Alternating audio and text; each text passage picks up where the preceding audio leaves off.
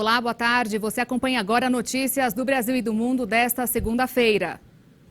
Eu começo essa edição com as manchetes dos sites dos principais jornais do país. O governador de São Paulo, João Dória, anunciou nesta segunda-feira que a vacinação contra a Covid-19 de idosos com 70 e 71 anos começará no próximo dia 29 de março, daqui a 2 semanas. Nesta segunda, teve início a imunização de idosos com mais de 75 anos e na próxima segunda-feira será a vez dos idosos com mais de 72 anos. Dória afirmou ainda que negocia com outro laboratório internacional a compra de vacinas contra a Covid para o estado de São Paulo. No mês passado, o Supremo Tribunal Federal autorizou que governadores e prefeitos comprem e distribuam vacinas à parte do governo federal. Estadão. A Federação Paulista de Futebol confirmou nesta segunda-feira a alteração de local do jogo entre São Bento e Palmeiras na próxima quarta-feira, pela terceira rodada do Campeonato Paulista. Previamente marcada para Sorocaba, a partida será disputada no estádio Independência, em Belo Horizonte, casa do América Mineiro. A mudança se deu por causa de uma restrição existente no estado de São Paulo para combater a pandemia do coronavírus. E, por fim, o Globo. O Palácio de Buckingham vai contratar profissionais independentes para investigar as acusações do suposto assédio moral exercido por Meghan Markle contra funcionários.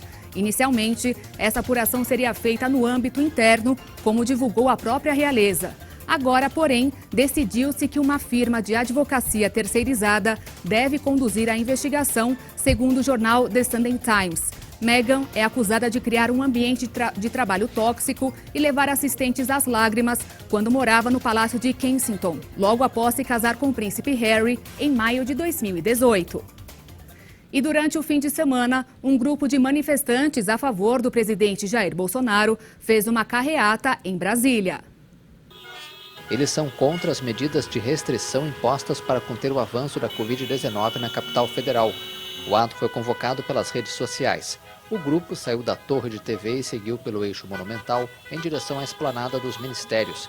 Desde o fim de fevereiro, o governador Ibanez Rocha, do MDB, decretou o fechamento de parte dos serviços não essenciais na capital federal.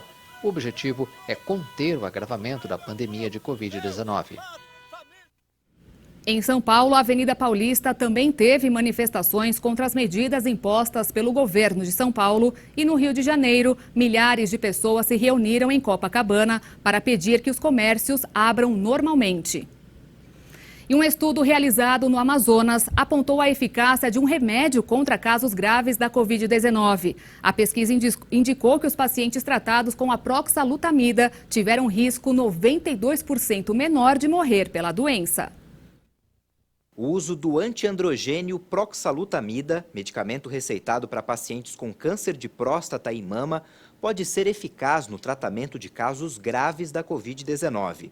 Foi o que sugeriu uma pesquisa clínica brasileira realizada no Amazonas pela rede de hospitais Samel, em parceria com a empresa de biotecnologia Applied Biology. Os testes foram realizados em 600 pacientes em mais de 10 hospitais de 9 municípios do estado em um período de 14 dias. Segundo os pesquisadores, o medicamento reduziu o número de mortes de pacientes em 92,2% e o tempo de internação foi quase 3 vezes menor. O medicamento ainda diminuiu a progressão da doença. A redução foi de mais de 60% na necessidade de intubação e houve uma melhora clínica até 6 vezes mais veloz.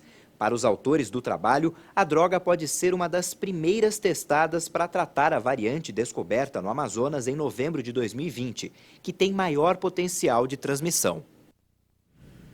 E falando em remédio, é bom preparar o bolso, viu? Porque as farmacêuticas já podem aplicar um aumento de quase 5% no preço dos medicamentos.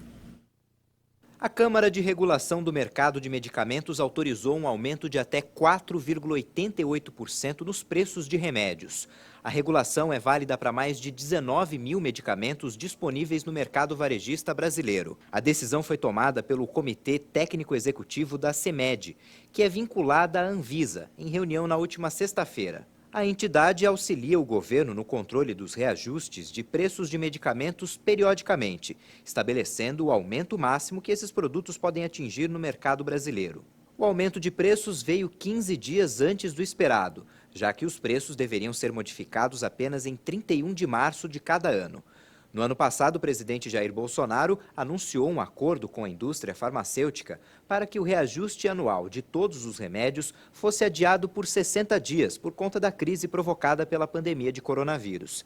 E o aumento nos preços de remédios de até 5,21% aconteceu em junho. E essa edição termina aqui. Você pode acompanhar outras informações durante a nossa programação. Se quiser rever alguma reportagem, é só acessar o canal HIT Notícias lá no YouTube. Obrigada pela companhia. Tchau.